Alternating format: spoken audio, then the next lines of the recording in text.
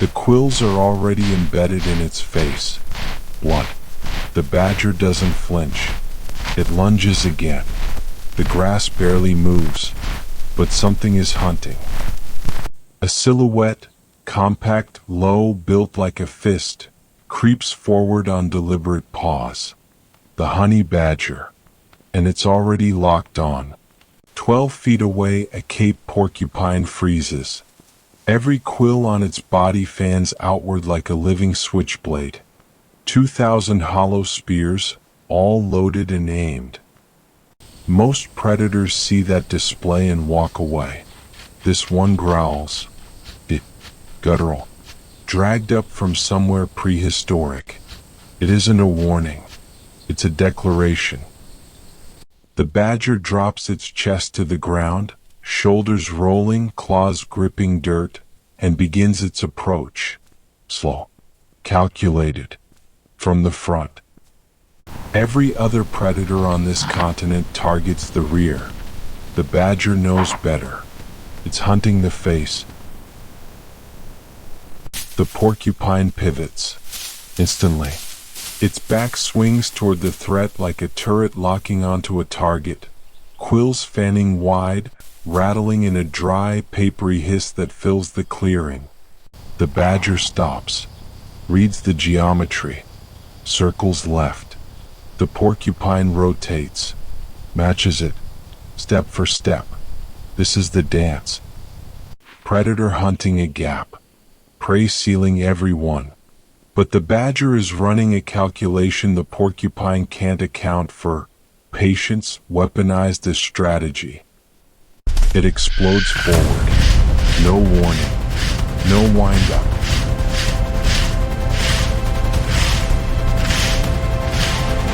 The badger launches from a dead crouch, jaws snapping at the porcupine's unguarded muzzle, claws raking the earth for purchase.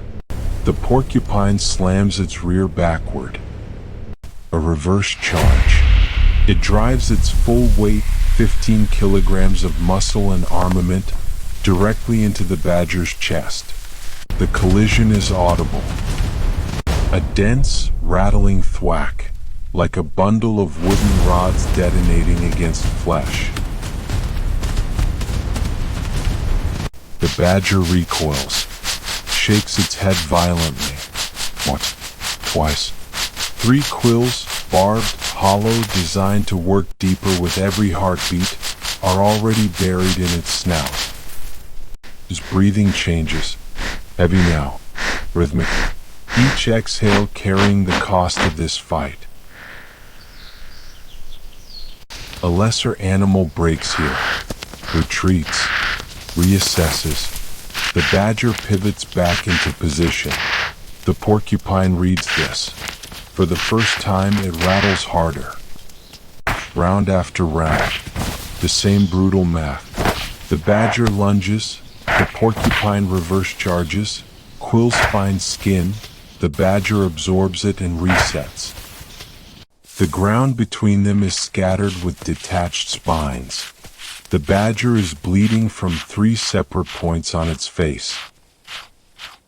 Its low growl has become something rawer, a continuous, grinding vocalization, half aggression, half endurance.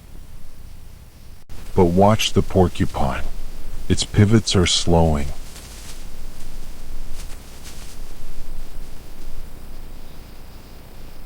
Each defensive charge takes a fraction of a second longer. The fan of quills, still lethal, still full, takes 1 extra beat to deploy. Fatigue has entered the equation, and the badger can smell it. The next lunge is different, lower, tighter. The badger cuts inside the arc of the quill fan, past the bristling perimeter, and drives its forepaws into the porcupine's flanks like iron stakes. The porcupine bucks, twist. Its rear legs scramble for ground that isn't there. The badger bites down. Not the body, not the quills, the neck, the skull. the only exposed real estate in 30 square inches of living armor. The porcupine's head hits the dirt. The badger holds.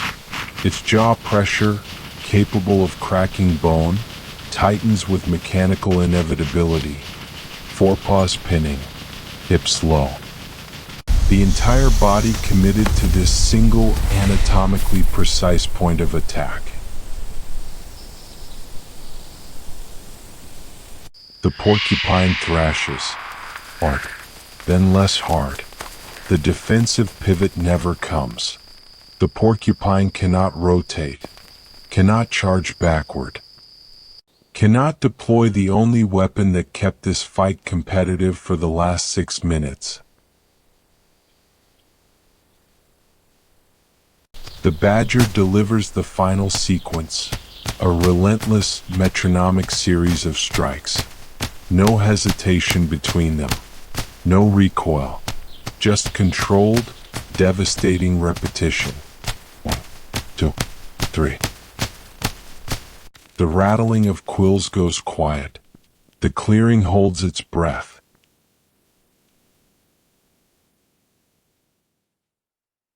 The badger sits back. Its flanks heave.